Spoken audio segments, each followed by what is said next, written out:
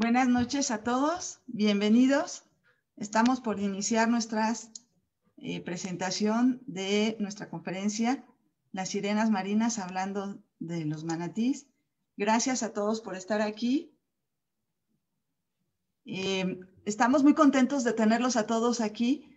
Bienvenidos, bienvenidos a todos los que nos ven desde diferentes partes. Ya nos están dejando muchos mensajes y muchos saludos.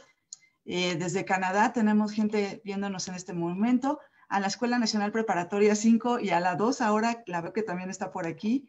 Tenemos a gente desde Toluca, Eduardo Becerril, tenemos gente de Sandy L. Blanco desde Canadá, por supuesto Pamela Chaveire desde Perú, Tlaxcala, Eric Alexander desde Ecuador. Entonces, bueno, Ramón Mulgado desde La Paz. Vamos a iniciar nuestra transmisión del día de hoy. Estamos muy contentos porque es nuestro cierre del tercer ciclo de los mamíferos que regresaron al mar, nuestro tercer ciclo de conferencias. Es nuestra quinta conferencia y pues tenemos un cierre de oro, un cierre que yo estoy segura que a todo el mundo le va a gustar. Y aquí ya están nuestros invitados. Doctor Benjamín Morales, buenas noches. Si gusta abrir su cámara y su micrófono, por favor. Y tenemos, doctor Benjamín, buenas noches, ¿qué tal? ¿Cómo está? Mucho gusto.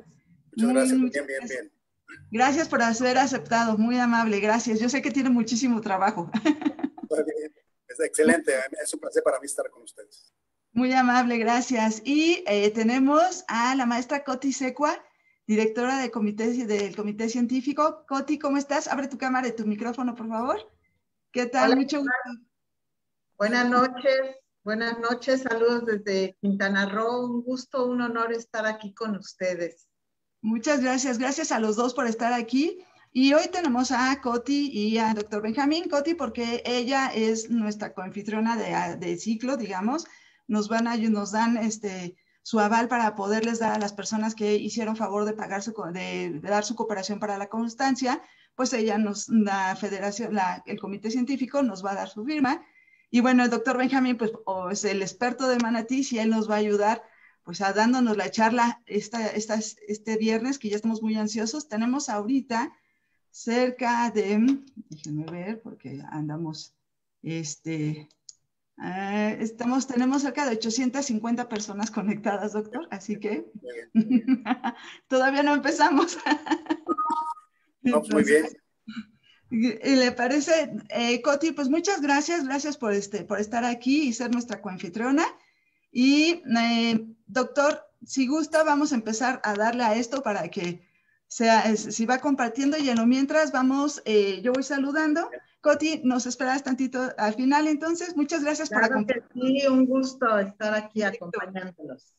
Y en tanto, yo sigo dando saludos para la gente de La Paz, Melanie Calderón de Costa Rica, Ernesto Ruiz de Guaymas, a Katia, buenas noches desde Cuernavaca, Pame desde la Ciudad de México, Ashley desde Cozumel, Alba Morales desde Guatemala, hola Sandra, ¿cómo estás? Broche de oro, por supuesto, desde Fortín de Veracruz, Dulce de Puebla, Néstor de Puerto Nariño, Amazonas, Colombia, casi nada, ¿qué tal?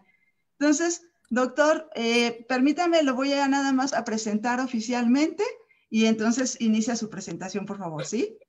El doctor Benjamín Morales Vera es uno de los pioneros en el estudio de la especie de los manatís, es líder del proyecto Manatí del Colegio de la Frontera Sur, lo cual nos da mucho gusto que COSUR nos esté acompañando en este día de la unidad Chetumal. Y bueno, desde hace más de 25 años, el doctor Morales ha estudiado esta especie en la zona de Chetumal, Quintana Roo. Sus estudios han abarcado no solo la investigación de sus características biológicas, importancia ecológica, distribución geográfica y comportamiento, sino que se ha enfocado en un trabajo de conservación y educación ambiental. Sus esfuerzos e iniciativa, en conjunto con otros investigadores e instancias, dan como resultado que se declare la bahía de Chetumal como santuario de manatí a finales de los años 90. Y hoy nos va a venir a platicar sobre este proyecto que a mí me tiene muy emocionada de hacer observaciones de manatís, doctor. ¿Qué tal? Muchas gracias, doctor, por estar aquí. Le dejo el micrófono y empezamos. Muchas gracias. ¿Ya se ve la pantalla completa? Sí, ya se ve completo y se ve muy bien. Todo muy bien. Bueno, muy bien. Pues vamos a empezar. Primero les agradezco mucho. La verdad, les sincero, con mucha sinceridad,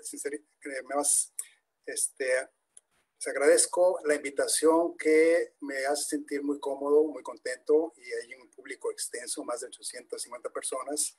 Y también me da mucho gusto escuchar que hay alguien de Puerto Nariño. Yo estuve ahí, tuve la fortuna de estar un rato ahí visitando un centro de atención de manatíes amazónicos, que es muy interesante. Y pues vamos a dar inicio a esta plática donde voy a tratar de compartirles algunas experiencias, aspectos de la biología de esta especie y otra información que puede ser, que yo creo que estoy muy seguro que va a ser de su interés y que espero que pueda haber una serie de preguntas al término de mi charla.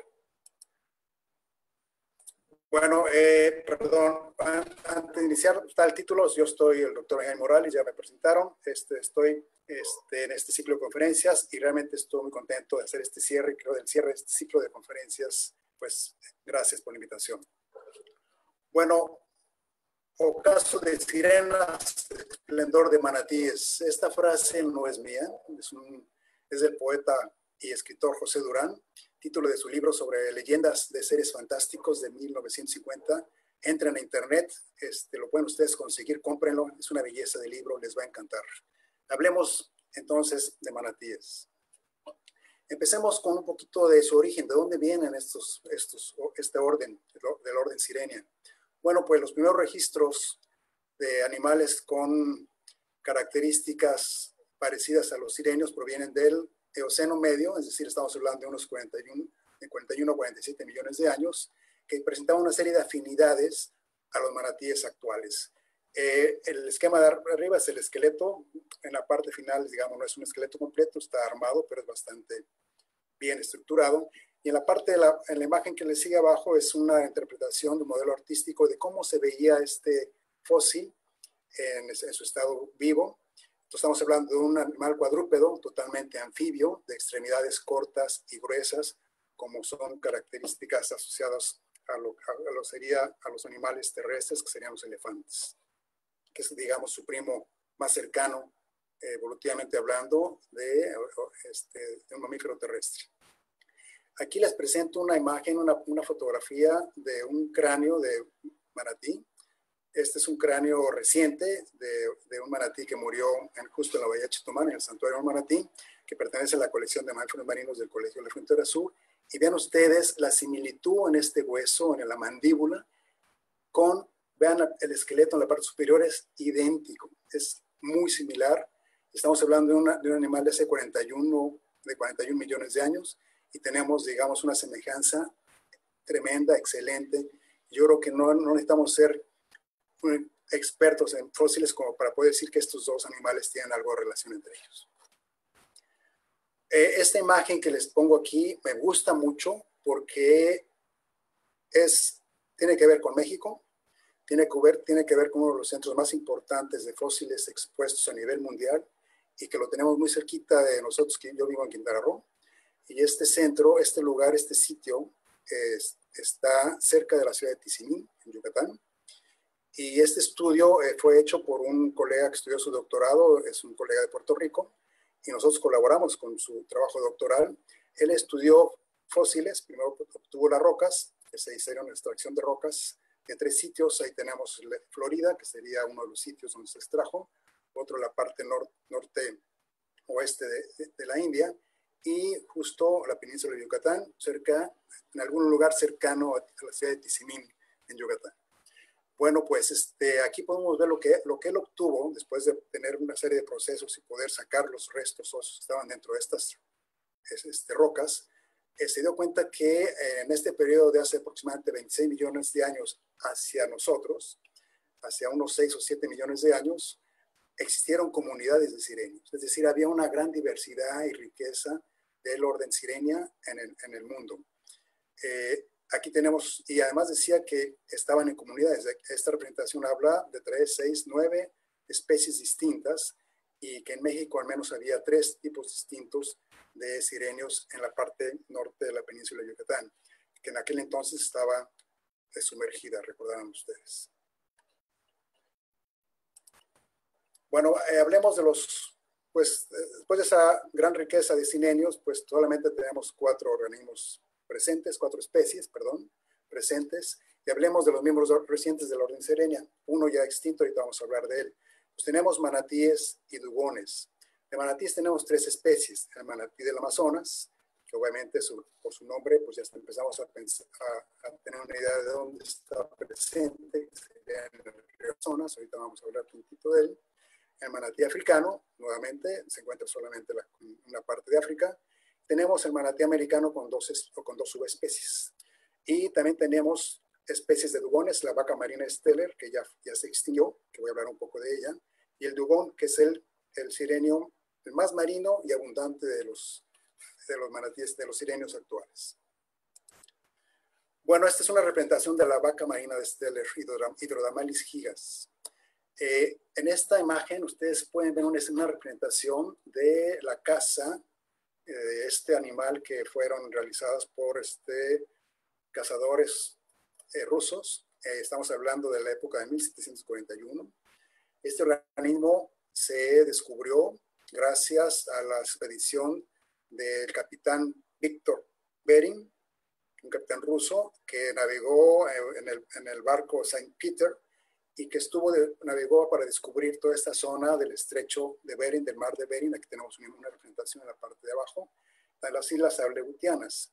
Pues imaginémonos en esa época de 1740, 1741, cuando estos exploradores van a esta zona frías, gélidas, llenas de hielo, y que el barco pues tiene un problema, se destruye, y ellos quedan atrapados en una pequeña isla que ahora tiene el nombre de la isla de Bering. En este barco iba también, como parte de la tripulación, un naturalista, que era común que en las exploraciones, en aquella época, en las exploraciones marítimas, siempre había un tripulante que era el científico del barco, que era el naturalista, y que normalmente tenía estudios pues, de muchas cosas. Era geógrafo, a veces tenía estudios también, conocimientos de medicina, porque era el médico del barco, en fin. Y lo que él hizo, por el señor Steller, que por eso se le dio su nombre, cuando ellos quedan atrapados en esta isla, él se dedica casi un año a poder colectar y estar tomando nota de todo aquello que estaba presente en la isla. Vegetación, animales, aspectos minerales, todo lo que fuera de interés para esa expedición. Entonces, bueno, pues al regreso, un año después de su regreso, en 1742, pues él muere muy joven, muere a la edad de 37 años, no terminó de sacar sus publicaciones sobre este organismo. Entonces lo que conocemos de esta especie es gracias a las notas que él dejó. Pero esta información fue importante, o esta presencia o descubrimiento de estos enormes animales que tenían un peso, pues calculaban de entre unos 4 a 7 toneladas de peso, y eran animales de entre unos 7 a 8 metros de longitud, que flotaban mucho por su volumen. Eran animales muy grandes que podían tolerar el ambiente frío gracias a un tamaño enorme de sus cuerpos y una gran cantidad de grasa. Pues flotaba mucho, ¿no? Era muy boyante, entonces era fácil presa de los cazadores. Bueno, pues solamente bastaron 27 años después de su descubrimiento para que este animal se extinguiera. Entonces el humano, ya al menos podemos decir que nosotros como humanos hemos sido ya causa de la extinción de un sirénido. Algunas características morfológicas sirénidos asociadas a su historia de vida, bueno, pues son típicamente herbívoros, todos los sirenios actuales. Son de distribución típicamente tropicales y subtropicales. Son animales de aguas someras, costeras y de aguas continentales. ¿A qué me refiero con aguas continentales? Pues hablo de ríos y lagunas. Son animales típicamente de desplazamiento moderado. Típicamente porque hay sus pequeñas excepciones. Típicamente herbívoros porque algunos comen un poquito más. Son, diríamos, 100% herbívoros, pero aprovechan, se dice que por ahí en África aprovechan comer pescado, en fin, ¿no? Pero son principalmente herbívoros. Son comedores oportunistas de pastos marinos, algas, vegetación ribereña, es decir, a lo largo de los ríos, y son cosechadores, excavadores, también aprovechan mucho las raíces que están sumergidas sobre todo en sustratos suaves, y también son ramoneadores, es decir, andan en las orillas, pues jalando la vegetación que sus cuerpos pueden alcanzar. Sus cuerpos son horizontales, les permiten locomoción eficiente y facilitan su alimentación de fondo flotante y de vegetación de fondo, vegetación a media agua y en superficie que esté colgando pues eso, y también, como yo les decía, de aquellas ramas que pueden estar colgadas cerquita de, digamos, del agua. Y además poseen una poderosa aleta caudal especializada para un grupo marino costomero y otro para costero acuática. Bueno, hablemos de la distribución mundial de los sirenios actuales. Aquí tenemos en esta figura, tenemos el Ecuador, tenemos el Océano Atlántico, y ahí están presentes las 3 especies de manatíes en el Océano Atlántico. No tenemos manatíes en el Pacífico. Solamente en el Pacífico tenemos al dugón, que es una sola especie, y lo tenemos en el Océano Indo-Pacífico, es decir, en el Océano Índico y en el Océano Pacífico Oeste, ¿sí? Y su población más importante está, digamos, en Australia. Entonces, hablemos de los manatíes otra vez. Vemos ahí en este mapa, nos permite ver que son sirenios, sus características son de distribución de aguas tropicales y subtropicales, y en el Atlántico solamente tenemos a los manatíes, tanto en el Atlántico americano como en el Atlántico de África. Bueno, distribución del manatí americano, vamos a referirnos ahora a este grupo. Aquí tenemos 2 subespecies, estamos hablando que tenemos en este mapa, podemos ver la distribución del manatí americano, tenemos el manatí de la Florida, o la subespecie que se encuentra en Florida, pero también se extiende hacia lo que sería el Golfo de México y hacia la parte norte, pues digamos llega hasta la altura del estado de las Carolinas, ¿no? Y también se encuentra en todas las islas de las Antillas, en Cuba, Haití, República Dominicana, en las islas mayores. No está extinto, se extinguió en las Antillas menores. Esto fue también por actividad humana, por caza, uso directo, y esta extinción tiene poco más de 100 años de que no tenemos manatíes en las Antillas, pero hubo manatíes en las Antillas. Hubo en la isla de la Guadalupe, en Martinique, en estas pequeñas islas, ¿no? Ahora no existe el manatí. Está presente en México, está presente en todo Centroamérica, después pasa a Colombia, Venezuela, las Guyanas, Surinam, y llega hasta la costa noreste de Brasil. Ustedes pueden ver en esta figura también que es un animal principalmente costero, pero que también hace uso de una gran cantidad de ríos, como sería el río Orinoco, que hay registros de hasta más de 1000 kilómetros de distancia del delta del Orinoco hasta la parte alta, y lleva entonces a las aguas de Colombia. En Venezuela, pues también hay presencia de estos animales en los ríos, aunque tenemos poca información, por desgracia, sobre datos sobre Venezuela, ¿no? Pero bueno, esta es la distribución general. Entonces, ahí es una amplia distribución, y al menos 19 países compartimos la presencia de este manatí de una presencia permanente. Al menos 19 países. Hay otros países que de tiempo en tiempo tienen presencia de manatíes, que son animales que están de paso.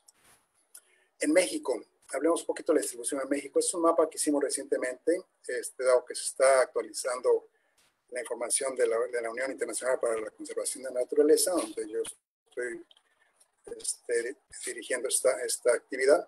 Pues nos dimos a la tarea también de actualizar sus mapas de distribución, y en el caso de México tenemos, además de tenerlo presente, digamos, desde Tamaulipas hasta la costa de Quintana Roo, podemos diferenciar dónde el manatí es residente, dónde está de paso y dónde es de presencia incierta o de vagabundeo. Entonces, ustedes pueden ver que toda la costa de Quintana Roo, el manatí está presente, de ser residente. En la costa norte de Yucatán y una parte del estado de Campeche lo consideramos como los manatíes son de paso. Y otra vez en la parte del centro y sur de Campeche, todo lo que es Tabasco, Chiapas, Veracruz, Campeche, su presencia es un animal residente, es una presencia constante. Y después en la parte norte, centro y norte de Veracruz, otra vez lo pasamos a ver que es ser un animal de paso, es decir, no se encuentra siempre, sino que en pequeños periodos del año, puede ser por alguna cuestión que esté transitando de un sitio de residencia a otra de no residencia, o que esté presente en este sitio por corto periodo de tiempo. Y en Tamaulipas, pues lo consideramos como una ocurrencia incierta, es decir, hay algunos registros, muy pocos. El último registro lo tuvimos en el año 2019 con un animal adulto que lo encontraron, digamos, en la parte media, digamos, de Tamaulipas, de la costa media de Tamaulipas, y es todo, no hemos tenido un registro más reciente. Entonces, para recordarles, solamente lo tenemos en el Golfo de México y Mar Caribe, no existen los manatíes en el Pacífico, están presentes en la costa atlántica, Golfo de México y Caribe. Bueno, hablemos un poquito de su forma corporal, de su biología.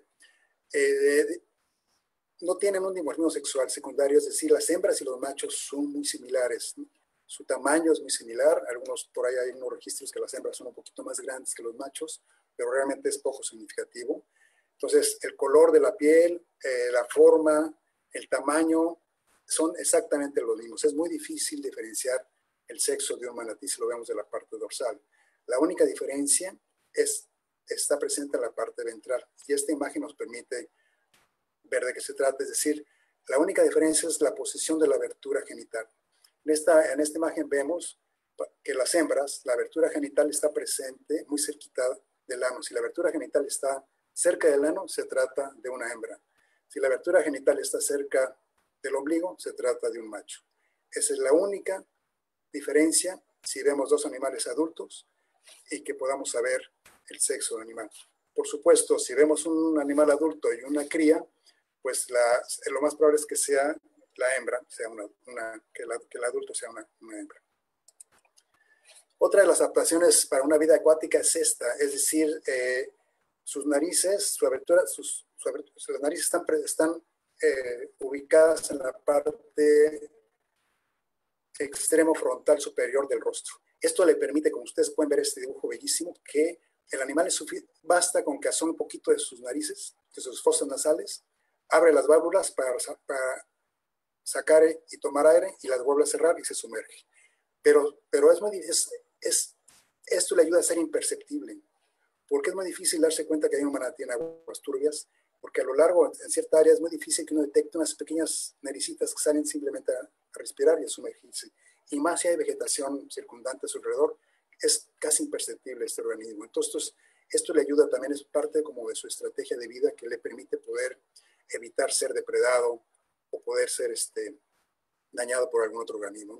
Entonces, vean ustedes, podemos ver un poquito de las narices, pero tenemos un animal muy grande, de casi 3 metros abajo del agua, y que hace movimientos muy suaves. Entonces, bueno, es una adaptación muy interesante. Además, no necesita sacar los ojos la nariz para respirar. Entonces, no pierde, digamos, la visión, el contacto con la parte acuática, y eso también es parte del proceso evolutivo. Bueno, aspectos reproductivos de los manatíes, pues son animales longevos, pueden llegar a vivir de 50 a 60 años. Su madurez sexual es a temprana edad, es decir, los machos se estima entre 2 a 3 años de edad son maduros sexualmente, y las hembras entre 3.5 y 5 años de edad. El periodo de gestación es muy largo, estamos hablando de 12 a 14 meses. La lactancia también es larga, va de 1.5 a 2 años y medio. Esto hace que una hembra tenga una cría en promedio cada 2.5 años, y normalmente tienen una cría por parto. Hay situaciones de gemelos, pero no es muy común, quizás llegue al 8% o 6%. Entonces, ellos tienen una cría en promedio de cada 2 a 3 años. Forman grupos temporales de apareamiento, es decir, cuando la hembra está en estro, lo que hace, de alguna forma, los machos detectan que la hembra está receptiva y se congregan un número importante de machos, puede ser de 11, 15, 18, hasta 20 machos, persiguiendo a una hembra para tratar de reproducirse con ella. Entonces, estos grupos de apareamiento se forman temporalmente y pueden durar hasta casi un mes. Dentro de ese periodo de un mes sucede el estro de la hembra. En esta dinámica hay una competencia más o menos importante de los machos por el apareamiento de la hembra, y llega a ser muy fuerte la competencia entre ellos. No hay empujones, coletazos, en fin, llega a ser un poquito agresivo. Este sistema se le conoce como poliginia revuelta, donde los machos son políganos, también las hembras, pero los machos pueden copular, con los que les decía, les explico, son grupos de apareamiento formados por una hembra, normalmente en receptiva, y por un número importante de machos tratando de reproducirse con esa hembra y compitiendo entre ellos para poder reproducirse con la hembra. Pues de alguna manera el macho es polígamo, facultativo y la hembra es polígama, pero a lo mejor no muy facultativa, no obligada, digamos, así. Y obviamente, como muchos mamíferos, pues no hay cuidado paternal, o sea, los machos no cuidan a las crías, solamente hay cuidado maternal. Por eso les decía, si uno ve una cría con un adulto, lo más seguro es que esa es la hembra o es su macho. Bueno, esta pregunta es muy fácil de hacer. ¿Cuántos manatíes hay? Y esto es lo común que pregunta la gente. Yo creo que ahorita ustedes seguramente ya están haciendo mentalmente, contando cuántos animales hay en esta imagen. Podemos decir que hay 1, 2, 3, 4, 5, 6, 7, 8, 9, 10. Al menos 10 manatíes. Pero es una pregunta fácil, pero la respuesta es muy difícil de hacer, de dárselas. Porque, bueno, cuando los animales están en aguas transparentes, como esta imagen que les muestro aquí, lo que usamos son, hacemos conteos para abarcar grandes extensiones de una manera rápida. Pues usamos una avioneta de alas altas, de estas avionetas Cessnas, de 4 o 6 tripulantes, y vamos contando, recorriendo toda la línea de costa y todas las lagunas y ríos para poder contar los manatíes. Pero estos son aguas transparentes como las aguas de Quintana Roo o lo del Caribe. Pero esto no es lo mismo. Y sin embargo, en estas aguas transparentes, pues no todo lo que está se ve. Problemas como esto que tienen ustedes aquí, del reflejo de la luz del sol, no nos permite ver, digamos, si hay animales presentes. Entonces, la avioneta pasa, pueden estar presentes, pero no visibles para el observador, por diferentes razones, por sombra, por presencia de nubes, por reflejo del agua, porque el animal se sumergió en ese momento y entonces pues no lo alcanzamos a ver muy bien, como se ve en la imagen. Aquí en la imagen tenemos unos animales que están en la parte del fondo, pero que se puede ver claramente, y en superficie también. En ocasiones la transparencia del agua no es tan buena como en esta fotografía, entonces algunos animales se llegan a perder, perdón. En el caso de los ríos, donde hay mayor presencia de manatíes en ríos y lagunas, es decir, por ejemplo, en los ríos de los Umacinta, el Grijalba, en Tabasco, en Colombia, en esas grandes extensiones de ríos, en Brasil, en Venezuela, en Belice, en todas estas zonas donde está presente el manatí, es muy difícil de estimar cuántos animales hay. Por eso les digo que la pregunta de cuántos hay es muy difícil, la respuesta es muy complicada. ¿Qué es lo que se ha hecho? Bueno, pues a través de unos colegas que trabajan con manatí, que tienen ya también una buena experiencia, ellos hicieron uso de un sonar de barrido lateral. Este equipo se usa, es muy común para los pescadores que lo usan para poder detectar peces. Entonces, bueno, este sistema se aplicó para detectar manatíes y se vio que era muy eficiente, que tenía niveles de detección muy altos, arriba del 85%, entonces podía ser utilizado para poder detectar manatíes que están bajo el agua, en la columna de agua, y que no son visibles, pero que están presentes, y que pueden ser muchos, porque a lo mejor uno va en su lancha, como aquí, digamos, recorriendo este río, donde está Aguas Turbias, que les decía, es el río Umacinta, y no vemos nada, pero abajo, pues hay varios manatíes y no son detectados. El sonar de barrido lateral, que emite una serie de pulsaciones, detecta todo lo que está en la columna de agua y en la parte que está en los laterales.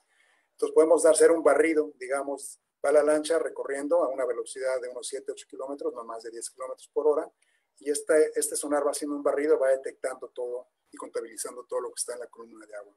Esta imagen, aquí les pongo un círculo, la presencia de 2 manatíes, el azul oscuro, esta línea que está en medio es, digamos, la línea de la lancha, el recorrido que va haciendo la lancha.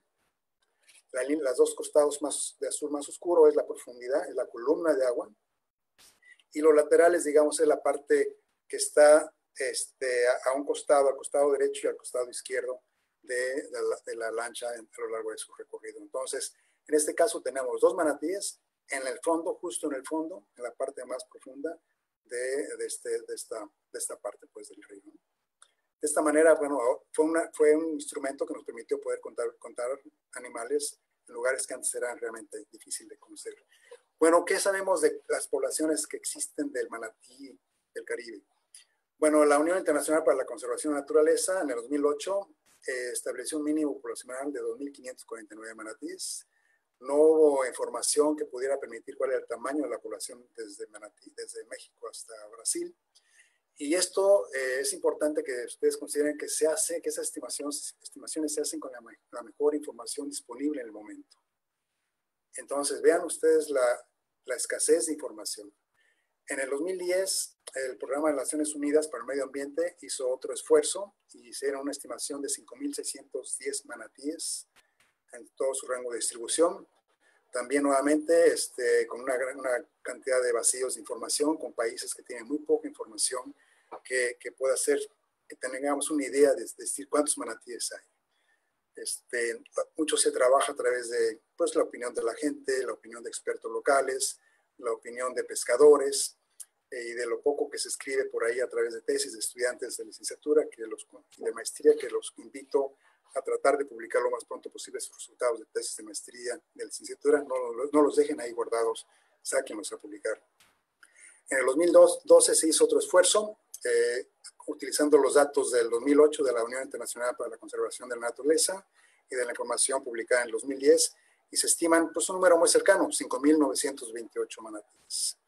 Bueno, actualmente estamos trabajando, estoy liderando esta parte, estamos haciendo la actualización, digamos, del estado de cómo se encuentra la población de manatíes, el manatí americano, y no puedo dar ahorita todavía los números porque son datos en revisión por la Unión Internacional, pero los números en cuanto al tamaño mínimo de la población, pues es un poquito más alto de 2.730, digamos, podemos poner 1.000 animales más, y de la población, pues pónganle 1.500 animales más. No es mucho, es muy poquito, considerando la amplitud y la extensión del rango de presencia de estos manatíes. Realmente estamos hablando de poblaciones muy reducidas, y ahorita que entremos a otros detalles de amenazas, podemos darnos cuenta cuál es la situación. Bueno, niveles de amenaza. En el 2008, la Unión Internacional para la Conservación de la Naturaleza lo cataloga como especie vulnerable. Y a nivel de subespecies, es decir, a nivel de la subespecie de Florida y del Caribe, la consideran peligro de extinción. Esto cambió en el 2017, el gobierno de Estados Unidos, que tiene las dos subespecies, tanto de Florida y la del Caribe, la tiene presente en Puerto Rico, pero Puerto Rico pertenece, digamos, a Estados Unidos. Entonces, él cambió de alguna manera este nivel de conservación.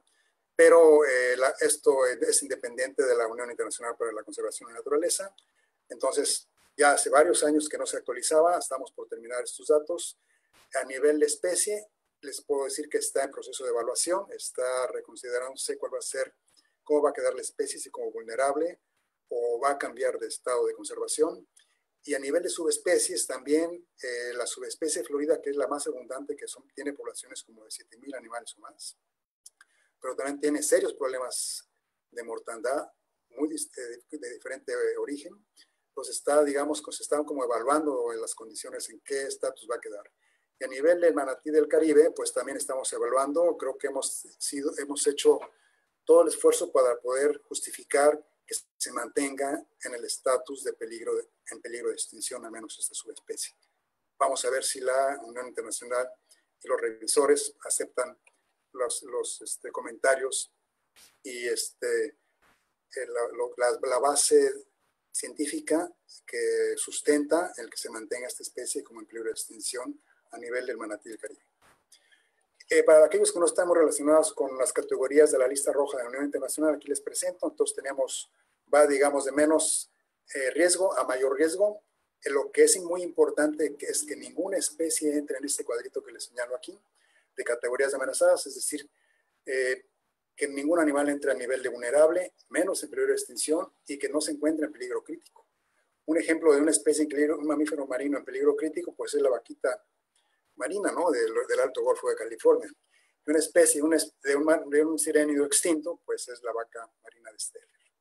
Entonces, ahorita a nivel de subespecie está en peligro de extinción, a nivel de especie la tenemos como vulnerable, y ojalá y se mantenga al menos este estatus para la Unión Internacional en este año. Bueno, ¿qué principales amenazas existen para los sireños? Voy a hablar de algunas, pero la central, la más importante, es la actividad humana. Es la amenaza más importante que tienen los sireños. ¿Por qué? Esto se incrementa porque recordemos que el estilo de vida de los sireños es costero y de aguas continentales, es decir, viven muy cerca de la actividad humana, viven muy cerca del hombre, constantemente lo estamos viendo, y nosotros interactuamos muy fuertemente y afectamos muy fuertemente la costa, los ríos y las lagunas de todo el mundo. ¿Qué tipo de problemas? Bueno, contaminación químico-industrial, ¿no?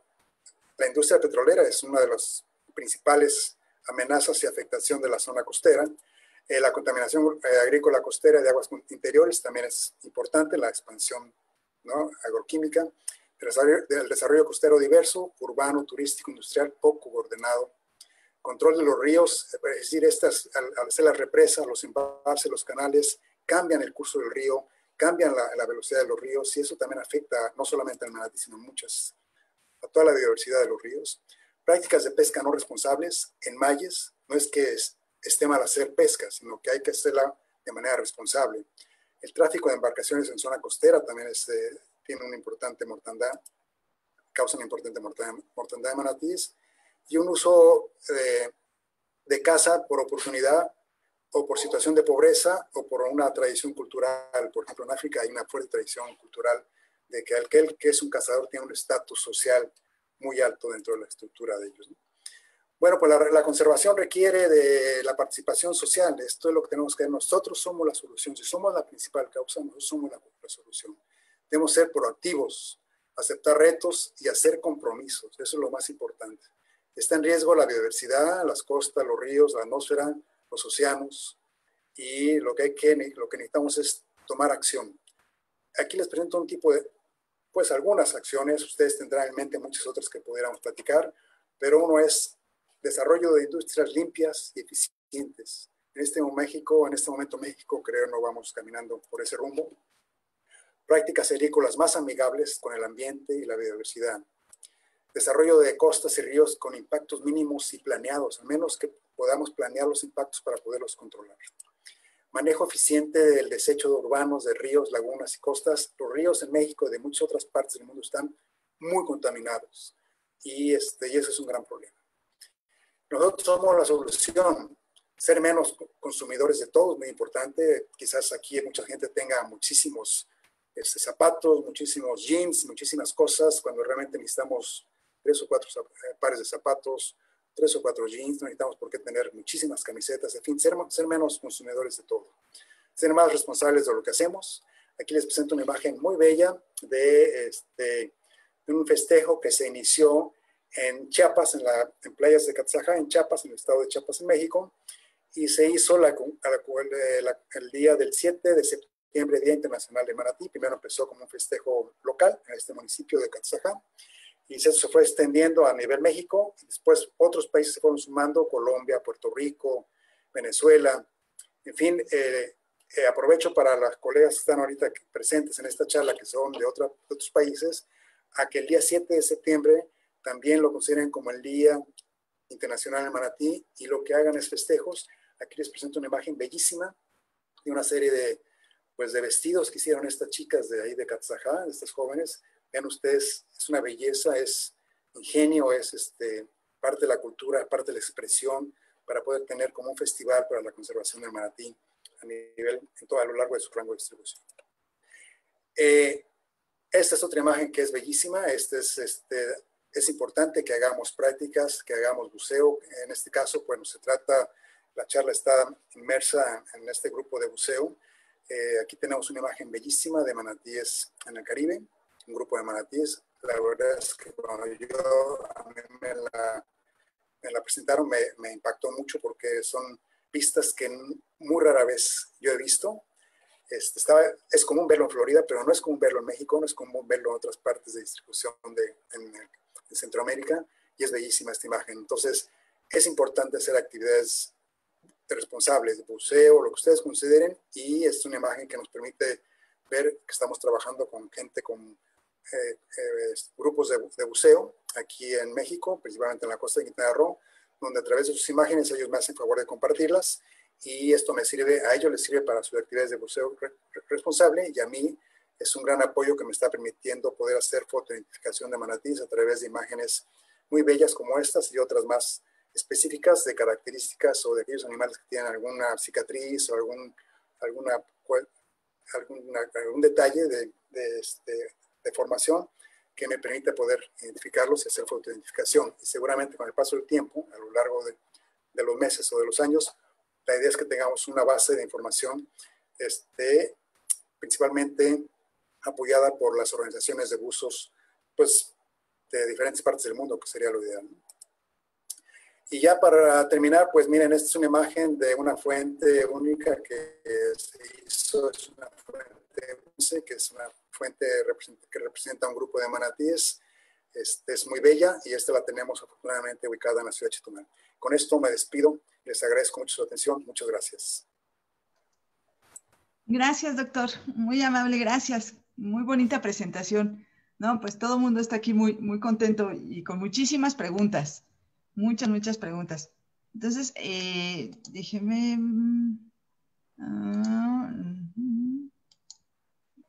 no voy a permitir que... Si deja de compartir, doctor, para que nos veamos completos. Sí. Por favor, gracias. Déjame ver. Sí, no se preocupe.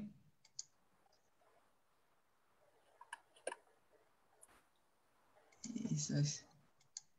A ver. No estoy seguro si ya me salí, ¿no van? Ya se desvió la presentación, solamente se quedó el fondo de pantalla de la computadora. Entonces también sí.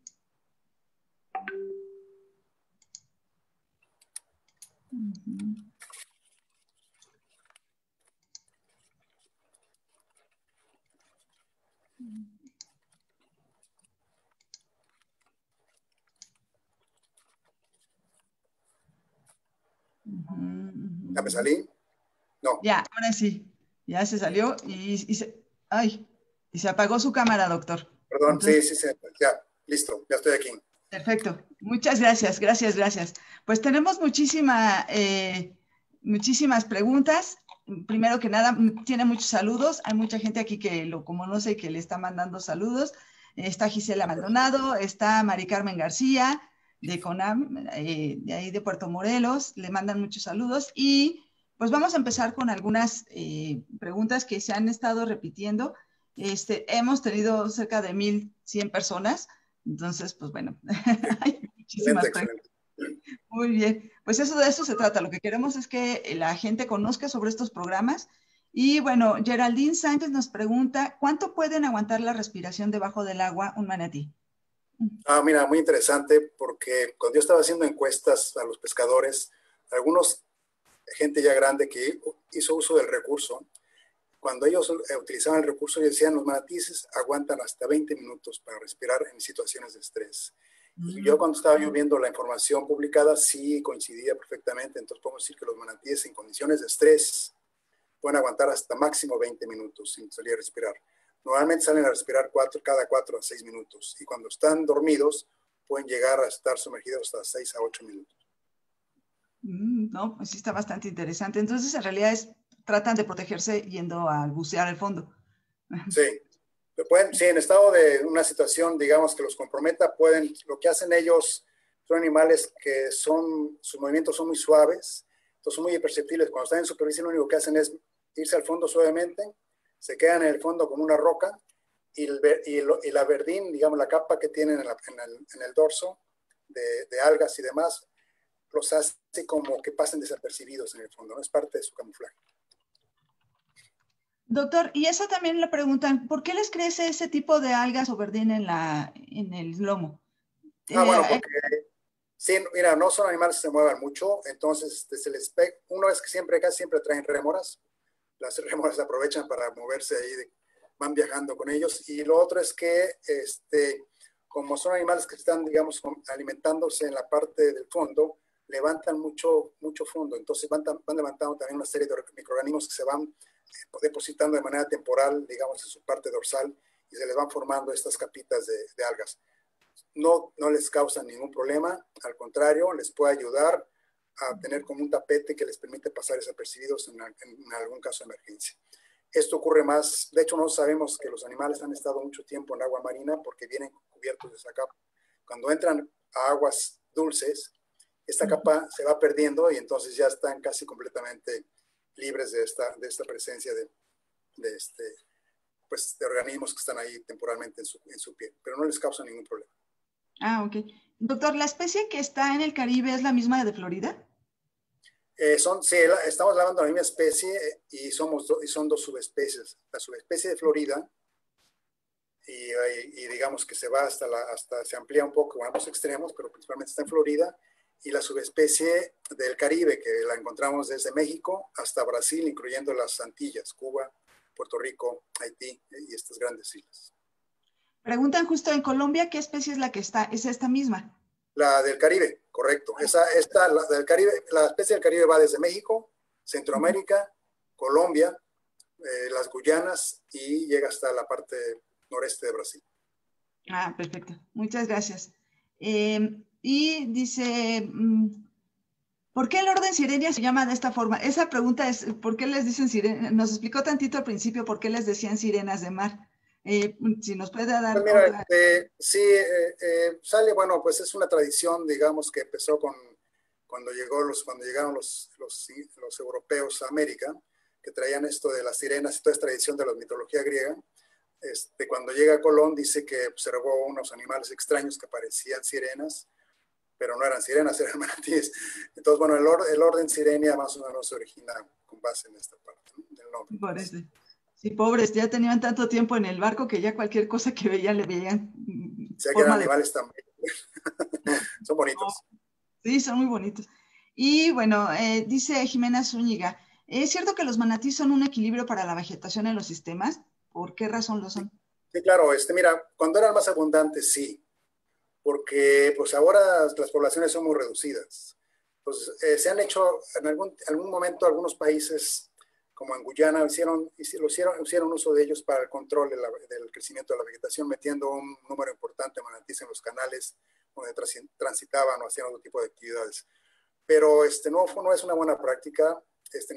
Tendríamos que... Sí pueden controlar la vegetación, de hecho lo hicieron en épocas anteriores, cuando eran muy abundantes y muy diversos, pero actualmente son poblaciones muy reducidas, entonces sí controlan el crecimiento de la vegetación, pero no es un impacto sustantivo. Hace como un año y medio, un poquito antes de que empezara, bueno, tal vez unos meses antes de que empezara la pandemia, hubo unas noticias acerca de unos manatíes que estaban enfermos en Tabasco, en algunas lagunas que incluso habían encontrado cadáveres de manatís. ¿Era por esta contaminación? Bueno, no, mira, bueno, hubo un evento inusual, nunca habíamos tenido una mortandad masiva de manatíes, y esto ocurrió en el 2018, en la época de sequía, sí. Fíjate que llegaron a morir 42, 48 manatíes en un área determinada, dentro de un área natural protegida, donde hay presencia de actividad humana muy fuerte, ¿no? En esa zona hay altos contenidos de pesticidas, de organoclorados, hay un nivel muy alto de enriquecimiento de las aguas. Y en ese escenario, en aquel momento hubo una gran sequía, empezó en mayo este evento, los niveles del agua empezaron a disminuir, el agua dejó de moverse en movimiento lento, y hubo una gran cantidad de pesticidas y de sustancias que fueron enriqueciendo, digamos, el agua, y esto provocó que con temperaturas más o menos altas hubo una detonación de microalgas, y varias identificaron que algunas de estas microalgas producen cianobacterias tóxicas, como la marea roja, que es muy común en Florida y que es la responsable de una mortandad masiva de manatíes. Casi cada año tiene una mortandad importante de manatíes por marea roja. Pero nunca habíamos tenido un evento similar en aguas continentales, no solamente en México, sino en toda la distribución continental, donde hay presencia de animales en agua dulce. Estoy hablando desde México hasta Brasil. Entonces, este hecho sí fue alarmante. No logramos encontrar, digamos, la causa que hizo, que fue la razón de esta mortandad masiva, pero tiene mucho que ver con enriquecimiento de aguas por nutrientes y por presencia de cianobacterias tóxicas que pueden matar a animales de ese tamaño, que tienen un peso de 400 kilos, 450 kilos. Sí, sí, sí. Otra pregunta que tenemos es, y que es recurrente, ¿para qué se usan los manatís? Porque la gente los cazaba, ¿no? Bueno, mira, por muchos años la gente los cazaba para consumo, o sea, se aprovecha todo, ¿no? En la actualidad todavía en algunas regiones aisladas a lo largo de su distribución, sobre todo en América del Sur, hay un uso de manatíes por oportunidad o ahorita en situación de pobreza también. Y lo que es muy importante es la gente que trabajamos con sirenios en el mundo, estamos conscientes que no le puedes decir a la gente que no toque un recurso en situación de pobreza. Entonces tiene uno que ser capaz de poder generar alternativas económicas para que esta gente deje de cazar manatíes. No es que la gente sea mala, simplemente que tiene que comer. Entonces tiene que tener una economía alternativa que le permita poder darle de comer a su familia. Entonces, sí es un uso, digamos, directo por consumo humano. Hay otros usos, digamos, que se dieron antes, que se utilizaba para alguna cuestión que eran buenos aspectos médicos, o para esto que yo les decía que en algunos países de África el ser un cazador tiene un nivel de estatus social muy alto, y eso representa dentro de su estructura social, pues que es un agente respetable, y que tiene una capacidad de tener muchas otras cosas dentro de sus temas de vida social. Sí, perfecto. No, pues sí. Sí, es muy difícil, sobre todo cuando hay mucha pobreza alrededor y generalmente estas zonas costeras muy aisladas, pues hay mucha pobreza. Entonces, pues sí. Nos preguntan, y dice Héctor Pérez, saludos al doctor Benjamín. Quisiera saber si hay evidencia de distribución histórica de los sirenios en costas del Océano Pacífico o a qué se debe que no haya actualmente en estos lugares. Solamente tenemos la presencia de esta vaca marina de Steller en el Pacífico.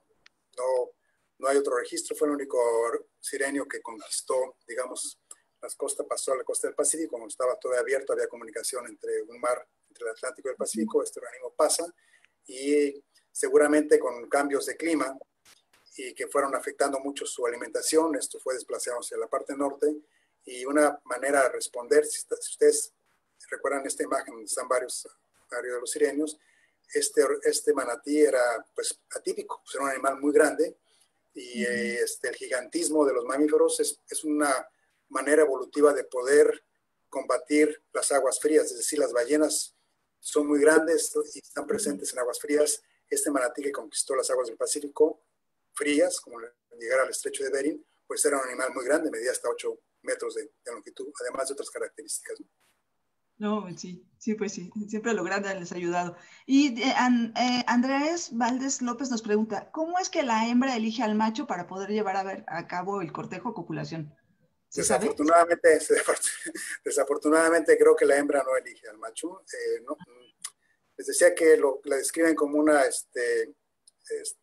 es como estos grupos de apareamiento que se forman porque la hembra está en estro o va a estar en estro y los machos la detectan.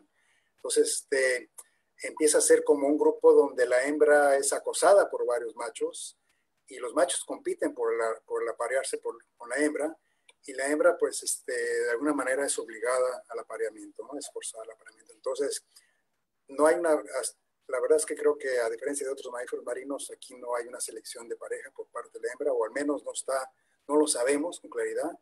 Lo que les digo es que estos grupos de machos son muy agresivos. Normalmente los animales son muy tranquilos, pero en este periodo sí conviene, si uno está observando un grupo de apareamiento, es no acercarse porque puede salir lastimado, pero sí hay una gran actividad pues de los machos. Entonces no creo que haya una selección de la pareja por parte de la hembra. Axel Cervantes pregunta, ¿hasta qué edad la cría empieza su vida social? ¿Se separan de los grupos y empiezan su propio grupo?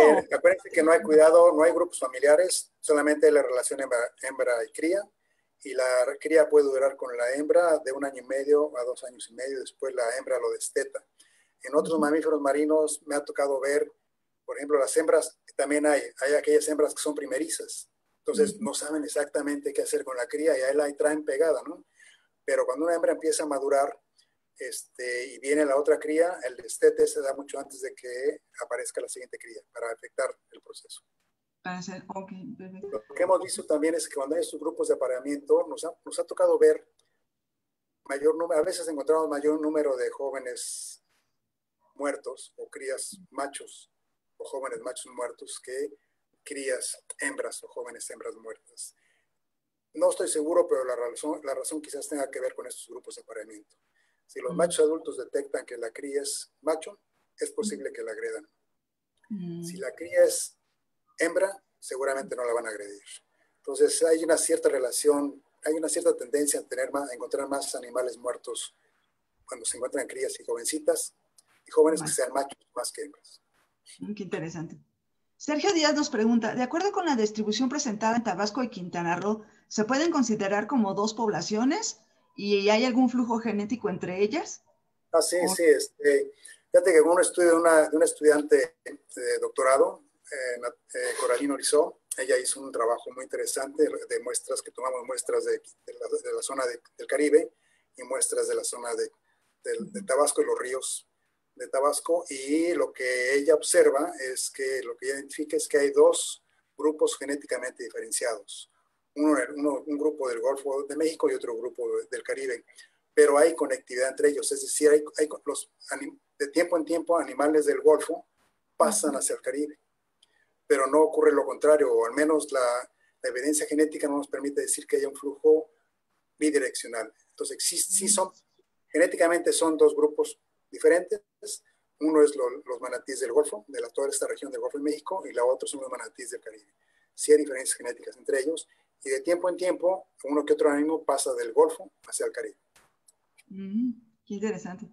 Está muy interesante eso. Es muy interesante porque desde el punto de vista de conservación y de la gente que se dedica al manejo, tiene que considerar que estamos hablando de dos grupos genéticamente diferenciados presentes en México, y que pues en ese sentido hay que tomar como una visión diferente en cuanto a los reglamentos o las estrategias de conservación que se quieran hacer. Sí, por supuesto. Diana Manríquez nos pregunta, ¿por qué los pescadores usan los sonidos de barrido para conocer si hay manatís en aguas turbias?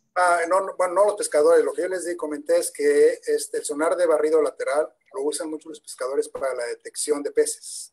Entonces, unos colegas lo que hicieron, es decir, hagamos uso de este sonar y probémoslo si funciona con los manatíes. Entonces, ellos estuvieron haciendo una serie de pruebas tanto en Florida como en México, y pues particularmente en Tabasco, y se dieron cuenta que sí, que el nivel de detección, es decir, que usando el sonar de barrido lateral podíamos nosotros detectar a los manatíes en la columna de agua, y el nivel de detección era tan alto como el 85-90%, que era bastante bueno para poder hacer uso de este instrumento en una extensión grandísima, en áreas grandísimas donde antes no teníamos manera de saber cuántos animales había en aguas oscuras. Podíamos ver uno, pero realmente podía haber muchos más. Claro. Y los sirénidos, los manatís también se comunican por ecolocalización. Sí, emiten sonidos muy cortos, que sí pueden llegar a gran distancia. No me digan cómo se hace, pero sí. Ya preguntaron, pero no voy a preguntarle más. Los cortos, que sí, puedo saber quién fue, me imagino por ahí. Pero emiten sonidos chidos, cortos, y sí pueden escuchar a grandes distancias. ¿Y estos sonares no intervienen con ellos? No, hay frecuencias diferentes, trabajan a frecuencias diferentes. Se trabajan a frecuencia. Porque esa era otra pregunta, que también los colegas que empezaron con este instrumento decían si se ve afectado o no. Y si el momento de hacer uso del sonar había un cambio en la conducta de los animales o no, y ellos toman la evidencia de que esto no ocurre. Entonces, por lo tanto, pues, era más o menos aplicable. Pues sí, funciona, y lo más importante es saber exactamente cuántos hay. Bueno, lo más cercano que se pueda. Sí, además nos permite saber si es un adulto o si hay presencia de hembras con cría, que eso es importante. Ay, doctor, yo me dieron ganas de ver esos sensores, cómo se verían. ¿Cómo se verían esa diferencia entre se ve mejor así, digamos, visualmente a través de los sensores de la avioneta, pero en el sonar se ve muy bien. Hay imágenes muy buenas, pero hay otras no tan buenas, que lo que exigen es una experiencia del observador, ¿no? Entonces ahí el error puede ser más de la experiencia del que está interpretando esa imagen, que piensa que es un manatí, o puede ser un sábalo, o puede ser otra cosa. Entonces la experiencia, hay un grado también de error. Acuérdense que en todas las evaluaciones siempre hay un grado de error. No importa qué método utilicemos, siempre hay un error asociado. Entonces, en los sonares, lo que importa mucho es la experiencia del observador, la experiencia de la interpretación, y que con el tiempo pues, se va dando cuenta cuáles son manatíes y cuáles son otro tipo de cosas.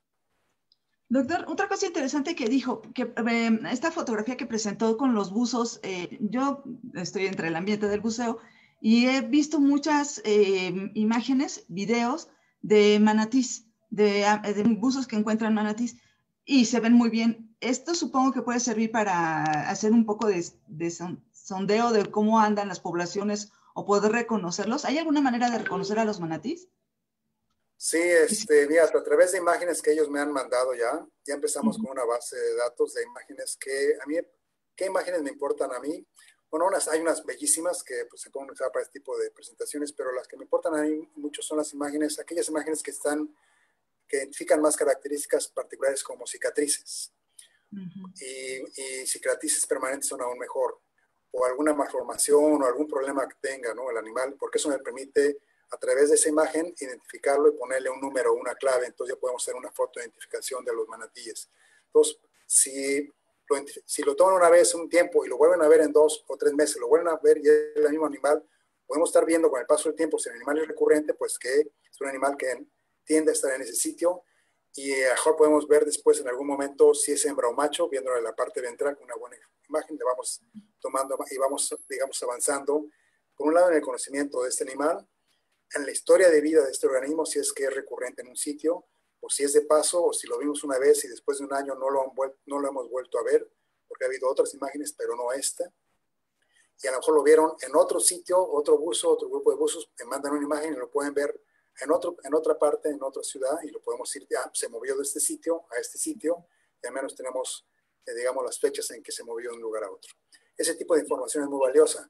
Y obviamente los buzos ahora con las cámaras que hay submarinas son unas cámaras muy buenas que nos permitan a través también de esta información, a través de internet, poder hacer llegar muy fácilmente la información casi en tiempo real, y esto nos ayuda muchísimo a poder trabajar con esas bases de datos que con el paso del tiempo, a través de la fotoidentificación, vamos a poder trabajar en aspectos de estimación de la abundancia, en movimientos y en historias de vida de algunos organismos. ¿Y a dónde hay que enviárselos? ¿A algún sitio en particular? Puse mi correo bmorales@ecosur.mx, y ahí podemos recibir las imágenes con todo gusto. Perfecto. Y ya voy a acabar. Es que hay muchísimas preguntas, doctor, y ya son las 9:05. ¿Cuál es la ventaja de que una especie se encuentre catalogada como peligro de extinción? No hay ventajas. Bueno, en realidad no es una ventaja, pero sí. No es una ventaja, es que lo que no queremos es que lleguen a esos niveles, que se encuentren en peligro de extinción, porque el siguiente paso es en peligro crítico, como es el caso de la vaquita marina. Entonces no queremos llegar a ese lugar, queremos que sean vulnerables o que salgan de ese sitio de riesgo y que sean sin problema, ¿no? Y esto se toma con base al número. Hay varios criterios que maneja la Unión Internacional para la Conservación de la Naturaleza.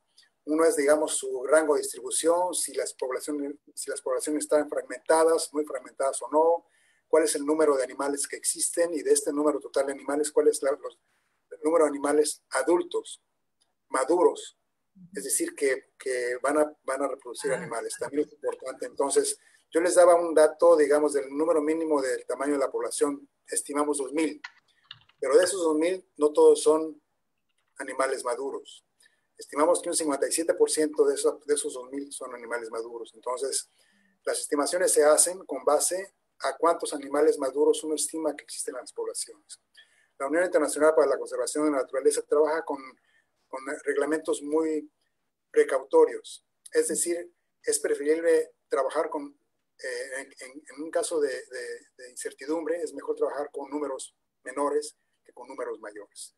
Porque el riesgo de dar números mayores, cuando estamos hablando de una especie que está en números muy bajos, es muy alto. La podemos llevar a estar a un peligro crítico de extinción sin necesidad, cuando realmente pues lo mejor o lo precautorio es trabajar con números menores. Y como ustedes vieron los datos, hay una gran incertidumbre, una falta de información a lo largo de su distribución. En Venezuela no tenemos ni idea cuántos manatíes hay. Vamos a hablar de 100, 200, 500. No hay un sustento formal de cuántos manatíes hay. En México tenemos una idea. La población anda entre 800 y 1,200 manatíes, tanto en el Golfo como en el Caribe. Es una población baja, estable, creo yo. Belice es el país con la población más importante de manatíes del Caribe. Estamos hablando de 1,200 manatíes. Brasil, que es enorme, también las poblaciones que se estiman son de 1,200 animales, y así, ¿no? Así va. Entonces no tenemos muchos manatíes. Lo que hay que hacer es, ojalá y salgan de ese estatus, de esas 3 categorías de riesgo. Sí, y un poco yo lo que yo me refería era si había algunas políticas que ayudaran si estaban en una cierta categoría, pero creo que no, más bien. Bueno, ayuda, hay varias organizaciones internacionales que si están en un estatus de riesgo mayor, pues ofrecen más fondos para poder trabajar en investigación y en conservación, para poder sacar esa especie de ese estatus y llevarla a un estatus de menor riesgo. El dinero no es mucho y la conservación requiere de fondos. Para hacer conservación necesitamos dinero. Esa es una realidad. Entonces, si las organizaciones internacionales lo que hacen es, pues tratan de apoyar más a aquellas especies que están en un riesgo crítico o en peligro de extinción, que aquellas que están en un riesgo menor o que son vulnerables. Todas tienen razón de ser apoyadas, pero pues del dinero no alcanza y entonces hay que dirigir los esfuerzos para poder sacar a aquellas especies que están en un estado de riesgo mayor que otras que están en un menor estado de riesgo. Excelente. Pues doctor Coti, ¿escuchas? Pues creo que particularmente hay mucha gente que quiere apoyar, que quiere trabajar, y bueno, creo que los buzos científicos, en este caso, Coti, tenemos ahí una buena lugar para trabajar y para poder generar datos. Y bueno, hay gente que está pidiendo saber si hay algún lugar donde se pueda donar, se pueda trabajar por voluntariado o algo así, doctor Benjamín. Bueno, mira, donaciones sí, a través, el Colegio de la Frontera Sur recibe donativos, tiene la capacidad para poder recibir donativos. Entonces, eso puede ser, digamos, un aspecto directo, y todos los donativos que se reciban son etiquetados para trabajar en la conservación del manatí en México. O si quisieran hacer algo más en otra parte, bueno, se puede ver la manera de poder trabajar en otra parte del mundo con donativos específicos para otra parte. Por supuesto, lo ideal es en colaboración con las organizaciones locales de cada país, ¿no? En Colombia hay varias organizaciones muy, muy interesantes, de muchos años, de mucha tradición. En Venezuela hay algunas, no conozco todas, pero cada país tiene, digamos, organizaciones que están trabajando con manatíes en mayor o menor grado. Y en el caso de México, pues como les decía, el Colegio de la Frontera Sur recibe donativos sin mayor problema. Bueno, yo me voy a encargar de poner en la liga de aquí de todos los comentarios, porque hay muchísimos comentarios, justo la liga directa, para que si la gente quiere hacer, ayudar, hacer donaciones o algo así, claro, directo. Y damos recibos deducibles de impuestos para aquellas empresas que así lo requieran o aquellas personas que así requieran. El donativo que se tome puede ser deducible de impuestos en el caso de México, ¿no? Excelente. Pues muchas gracias, doctor. Ahora sí, Coti, perdón, vi que cerraste tu cámara y tu micrófono, no te preocupes. Bueno, pues yo lo que quisiera es, pues con esto prácticamente terminamos, doctor. Muchísimas gracias. En verdad, la plática estuvo fenomenal. Tenemos cerca de 2,000 comentarios, entonces creo que todavía nos faltan ver algunas preguntas. Y bueno, sí llegamos a 1,150 personas, entonces ya ahorita ya vamos. Así que llegamos a muy buen público, tuvimos gente de muchas partes y yo creo que sí es importante que la gente conozca estos mensajes. ¿O no crees, Coti? Claro. Compartan mi correo nada más, por favor, muchas gracias. Claro que sí, claro que sí. ¿Cómo ves, Coti? Pues excelente, doctor Benjamín, un gusto. Y bueno, hay mucho trabajo que podemos hacer, que podemos apoyar a las organizaciones, a los investigadores, y justamente a través de los comités científicos, de las asociaciones, de la Federación Mexicana de Actividades Subacuáticas, de la Confederación Mundial, y a través de la comunicación, incluso a nivel internacional, de las diferentes federaciones que conforman a Semazon América, podemos hacer un trabajo muy importante para pues dar a conocer información justamente de todos estos organismos, de estos recursos, y la divulgación de la ciencia es fundamental. Es un gusto escuchar este grupo de especialistas, sin duda, que nos han dado muchísimo conocimiento y que nosotros en la parte del buceo podemos sin duda aportar también muchos datos importantes, no solamente a través de lo que ahora se conoce como ciencia ciudadana, ¿verdad? De buzos que pueden aportar información importante, investigadores que están trabajando directamente con los recursos, y bueno, pues creo que podemos hacer una sinergia importantísima a través de las organizaciones de la Federación Mexicana, que estamos muy, muy atentos y muy dispuestos a colaborar con todos los organismos gubernamentales, no gubernamentales las universidades y todos los centros de investigación para apoyar en sus proyectos. Muchas gracias. Gracias, doctor. Vamos a hacer algo por los manatís, claro que sí. Claro que sí. Coti, ¿quieres hacer como la clausura formal y ya nos despedimos del doctor después de eso? Claro que sí, pues muchísimas gracias de verdad a tanta gente que se ha conectado, a tanta gente interesada, por supuesto a la Sociedad Latinoamericana de Buceo Científico, una felicitación enorme por el gran trabajo de divulgación científica que están realizando. Hay gente muy comprometida que está sin duda haciendo una labor importantísima para que en determinado momento esto pueda rendir frutos importantísimos para lo que es la conservación.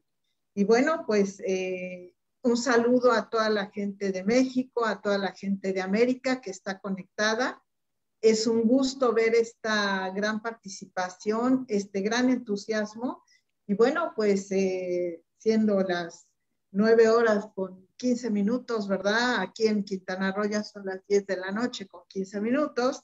Pues es un gusto dar por clausurada este tercer ciclo de conferencias de la Sociedad Latinoamericana de Buceo Científico, titulada Los mamíferos que regresaron al mar. Y bueno, pues no se pierdan todo lo que nos tienen también más adelante. Muchísimas gracias, un gusto y una gran felicitación a través de la Federación Mexicana, a través del presidente Juan Manuel Gómez Valencia, que está siempre también muy atento, comprometido y apoyando todos los proyectos. A toda la gente que participó, por supuesto, un gran abrazo, un honor conocerlos. Gracias. Gracias, Coti. Muchas gracias, doctor. Muchísimas gracias. Muchas gracias. Y pues estamos súper contentos. Cerramos con broche de oro, con broche más que dorado. Y bueno, pues darles las gracias a todos los que se están conectando. Efectivamente, estamos terminando nuestro tercer ciclo. Pero ya, nos están exigiendo el segundo ciclo sobre mamíferos marinos, sí, nos faltan muchísimos. Entonces, pues bueno, ya vendrá. Vamos a dejarlos descansar un poco. Y ya les hablaremos también a los investigadores para que se vuelvan a conectar con nosotros y tengamos otra vez otras pláticas. Y pues bueno, a todos darles las gracias. La siguiente semana vamos a empezar con el mes de marzo. Vamos a estar trabajando un poco, vamos a estar platicando acerca del mes de la mujer y vamos a tener una plática sobre la mujer y el buceo para que la gente, para todas aquellas chicas que quieren bucear y que tienen muchas dudas acerca de cómo bucear siendo mujeres, pues bueno, vamos a tener eso. Y pues los vamos a invitar, en la semana van a estar viendo, el lunes vamos a tener alguna presentación con la gente de Mares Mexicanos, voy a estar platicando con ellos acerca de buceo científico. Y el miércoles voy a estar ¿a poco no? Ahora sí voy a estar muy en los medios platicando acerca de buzos científicos o científicos buceando, así se llama la plática por si quieren vernos. Aquí lo vamos a poner en nuestras redes. Y pues por ahora les damos las gracias a todos. Miguel, Rafa, yo, Coti, todo el grupo estamos trabajando para sacar adelante estas pláticas y ustedes están muy contentos. Gracias, doctor, muy amable nuevamente. Y nos vemos la otra semana. Muchas gracias a todos. Saludos.